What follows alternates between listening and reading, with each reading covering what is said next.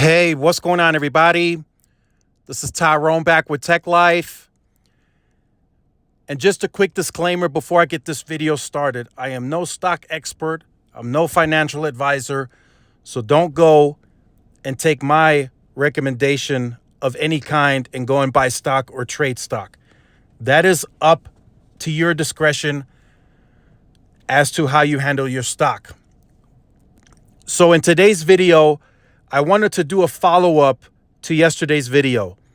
So yesterday, I unofficially speculative gave you guys, some info as to price increasing coming for At&T, potential, right? Because I don't have anything official and nothing is official until the companies announce it. So today, At&T stock jumps after completing Warner Media spinoff. As of today, Warner Media and Discovery are trading on their own, and At&T is now, once again, a connectivity company, 100%, wireless and fiber. So as of this morning, I received more updates that I wanted to share and talk about in a bit more detail, also, again, unofficial. And then around 1 p.m.-ish my time, little after that, Stanky also addressed the company internally in a very small town hall, about an hour or so.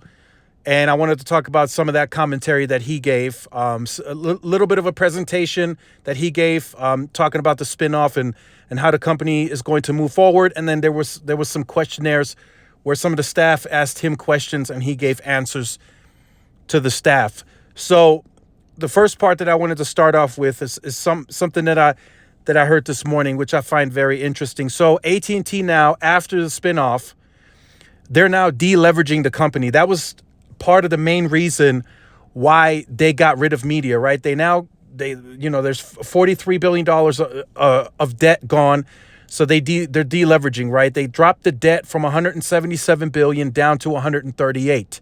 Now, that is not the end of the deleveraging. They want to drive that debt down further, of course. So how do you do it? You continue to lean out the company. They're going to continue to lean out more sections that are more redundant, that are no longer needed. And then there's some other stuff that's going to happen too that I'll get into in this video. So in terms of layoffs, yes, there's going to be more layoffs. From what I'm hearing and what I'm being told and what's floating around, they're going to lay off around 600 wireline sellers across the board, about 600. That's what they want to move forward with in the future. Actually, this is actually short the midterm. That's how they want to move forward. They want to deleverage. They want to do that very, very, very aggressively. So about 600 or so wireline sellers are going to be gone in the short term, if some of them haven't already received the notification that they will be laid off. And again, just a quick disclaimer, this is all unofficial. I have no official documentation of this. This is what I'm hearing. This is what I'm being told. So this is all subject to change, of course. But these are some really, really good updates in terms of what I'm being told. Usually most of this is very accurate in terms of I have seen the official documentation, but of course I can't present that publicly. So yeah, 600 wireline sellers are going to be laid off. So here's the next thing that I'm hearing too, and this is usually corporate verbiage, but some higher up executives that we're very familiar with, that are somewhat the face of the company at times, depending on the presentation, are going to be retired. They're going to retire. So a lot of people internally are telling me that that's usually the corporate verbiage, meaning that they want you gone. Instead of firing you or laying you off, they'll just make you retire. Just looks better to the public, right? So that's something that's happening. Now you might ask, why would they make them retire? Wouldn't they be still significant for this new At&T connectivity company? Well, here's kind of the next part that I want to get into. So what I'm hearing as of this morning, At&T's consumer mobility and business mobility are merging internally. So that's going to leave a lot of redundant positions. So they're making cuts. Like I said, they're going to further deleverage the company. From what I'm told, merging the business mobility with consumer mobility is going to allow the company to run more efficient. There will no longer, a lot of these redundant positions will be cut down, and it's just a more efficient way to operate that side of the business. That, of course, is an internal thing.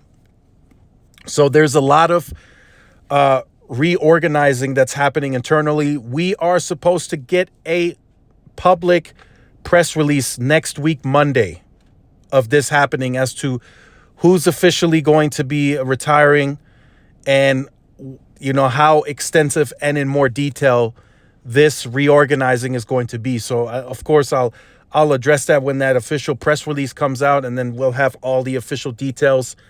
But it's very interesting that At&T is going to this extent. So it looks like they want to raise pricing. They want to monetize. They want to gain more profits and more revenue. And at the same time, they want to deleverage the company in a big way, in a big, big, big, big way. I don't know. They haven't given a guidance as to how low they want to drop the debt. But of course, they want to possibly get to as low as they can possibly get. What that looks like, maybe it's under 100 billion. Who knows?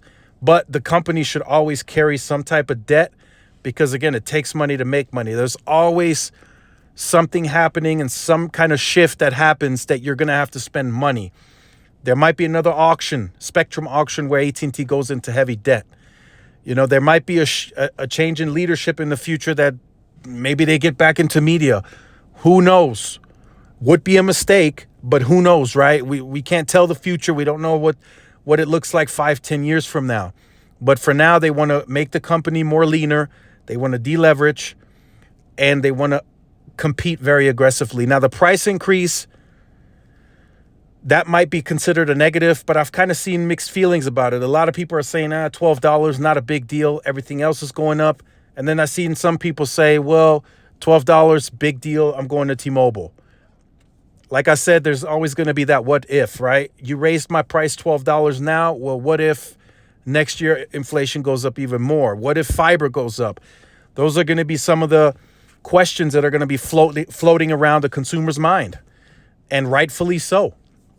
So that's kind of a negative PR backlash that At&T will have to deal with, but I think they're ready to do so. I really think they're just going to do it. I'm hearing the talks are actually much further along than I was even told and anticipated, and that two people that I speak with are anticipating this price increase to roll out as early as next month, May. I was told June, but some are telling me like towards the middle of May, At&T could potentially make that announcement. Now, some have been asking me if part of that press release next week, is that going to be, are they going to put in that price increase is coming?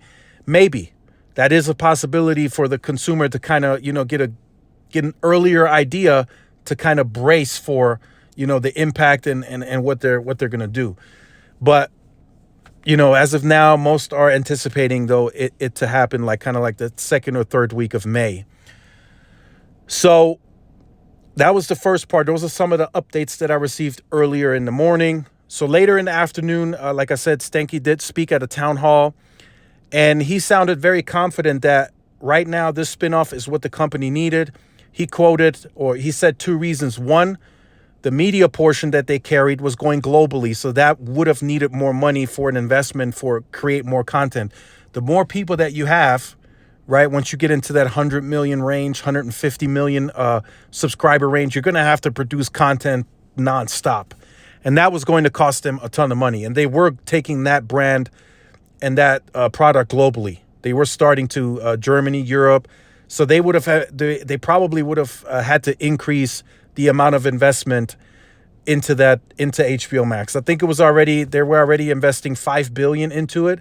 They would have likely had to increase that to around $7 to $8 billion from what I heard on the call, which would have taken more money from the second reason why they needed to do the spinoff, because the core business 5G was going to need even more money than even media.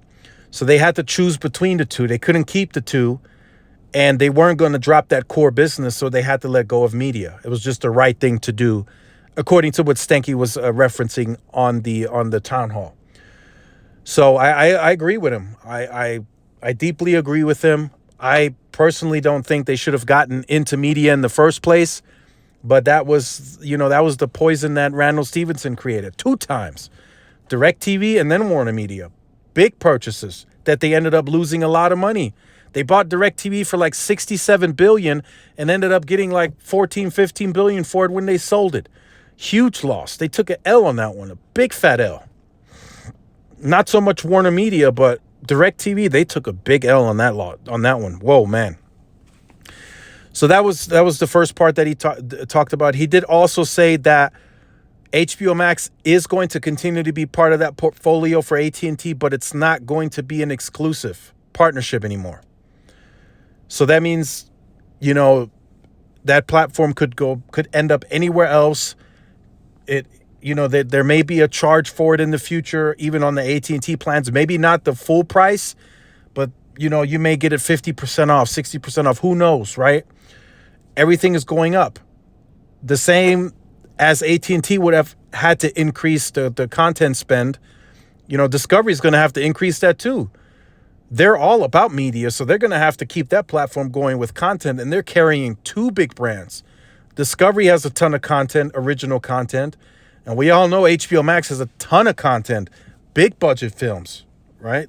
I mean, DC alone is going to cost them a ton of money to make original content for. We got Black Adam coming out, The Flash.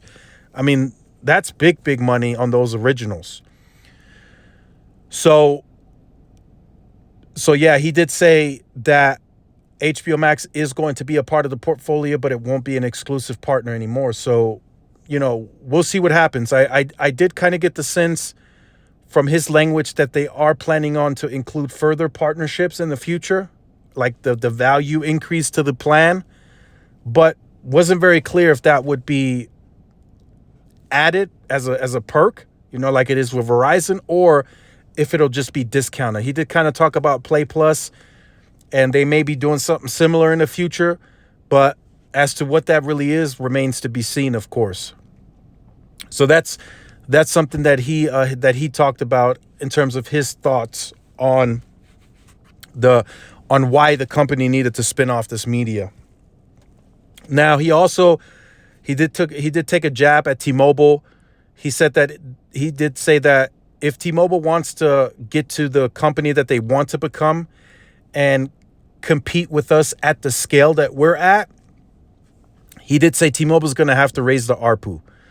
In other words, they're going to have to make more money to compete against us, AT&T.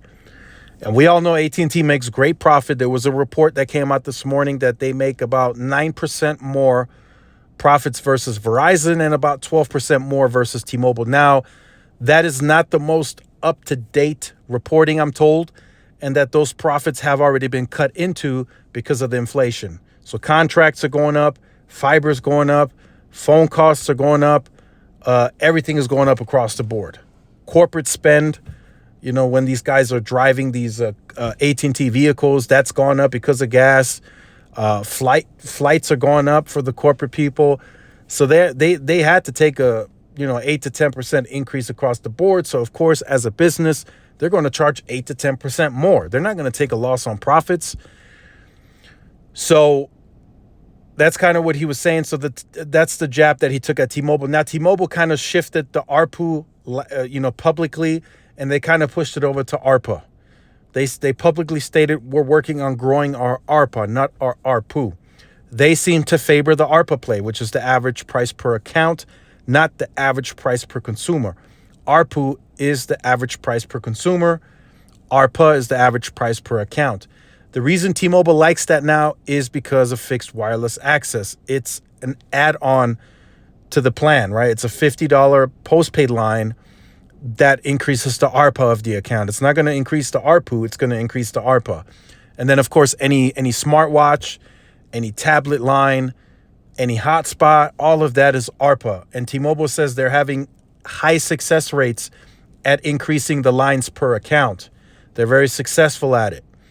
So that's a good sign for T-Mobile. Either way, I think it kind of balances out. Higher ARPA, higher ARPU, it all leads to more money in the end. So every time that T-Mobile adds home internet to an account, that's a $50 increase to the account.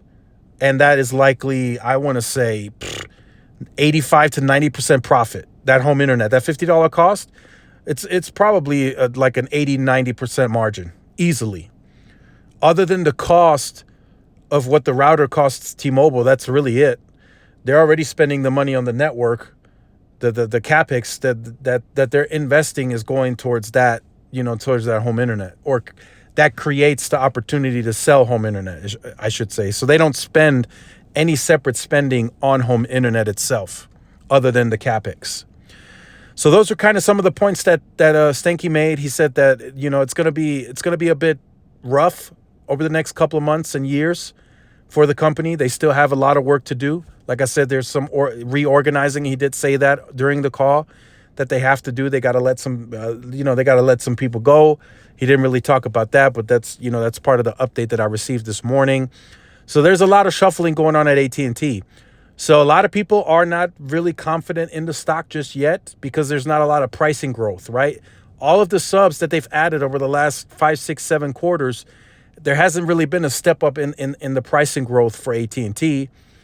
And like I said in another video, that's likely because there's really no upside for them. They're already a big company as it is now. They have 80% share on the car manufacturers. They're big in business. They have rural share. So they have to find other ways to increase, their pricing growth, right? Fixed wireless, moving those people from DSL over to fixed wireless. Maybe you can charge them an extra $10 for better performance. Who knows? They're going to look into that. Fiber is still their biggest play right now because they're behind on wireless. They have to start rolling that C-band out. That's going to take some time. So that fiber story is likely what they're going to lead with into the market for the short, midterm, and then the long term. They're kind of going to, kind of tie in the wireless with the fiber as they get more competitive on the C-band deployment. So let me know what you think about this. I know this was all a lot to take in. There's more coming over the next several weeks, so definitely stay tuned to the channel. Let me know what you guys think. Merging the business unit with consumer, I think that's a smart move. I don't think you need 2 separate entire units running that. And that way you can more so consolidate internally and move the company in the right direction. So in other words, and this is what I told somebody earlier, they're starting from scratch, so to speak, right? They're already a big company, but they're deleveraging. They're getting way smaller, kind of starting back from scratch. And now they're going to try to gain that growth again, right? The biggest shot that they have right now, for example, take back the second place from AT&T and from T-Mobile in subscriber growth.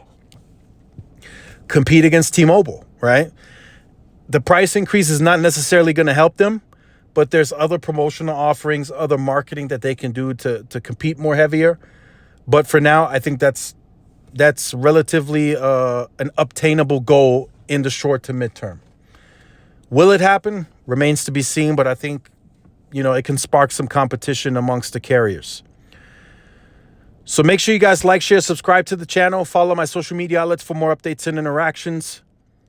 This is Tyrone with Tech Life. I will see you guys in the next one. Peace.